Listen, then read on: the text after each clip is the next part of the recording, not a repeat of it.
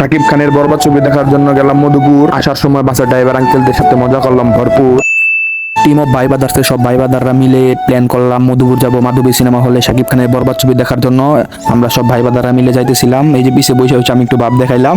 এই সামনে পুরো বাসটাই ছিল ফাঁকা, একদম একদম কোনো যাত্রী ছিল না। তার পাশের ভিউ দেখতে দেখতে হঠাৎ দেখি গ্রামের চাষতে বেড়ে বক্স নিয়ে নাচতে নাচতে যাচ্ছিল। হঠাৎ তাদের দেখে একটু বিনোদন নিলাম।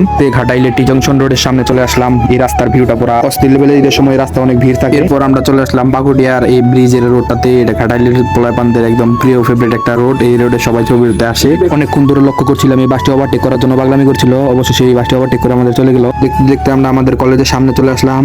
ওইদিকে আমাদের কলেজ। তারপর হলে সে অনেক কষ্ট করে টিকিট কাটা পরে দেখি আগুন লেভেলের ভিড়। অনেক ধাক্কা ধুক্কা খেয়ে তারপর ভালো একটা সিট নিয়ে হলে বসে বললাম। তারপর শুরু হলো শাকিব খানের বরবাদ ছবির হালকা কিছু অংশ আপনাদের মাঝে শেয়ার করলাম। এর চেয়ে বেশি শেয়ার করলে আমার ভিডিওতে সমস্যা হতে পারে। আসার সময় গাড়িতে বসে বোরিং লাগছিল, এর জন্য আমি ড্রাইভার আঙ্কেলদের সাথে দুষ্টামি করলাম। তারা আমাদের সাথে তাল মিলালো, তাদেরকে অসংখ্য ধন্যবাদ।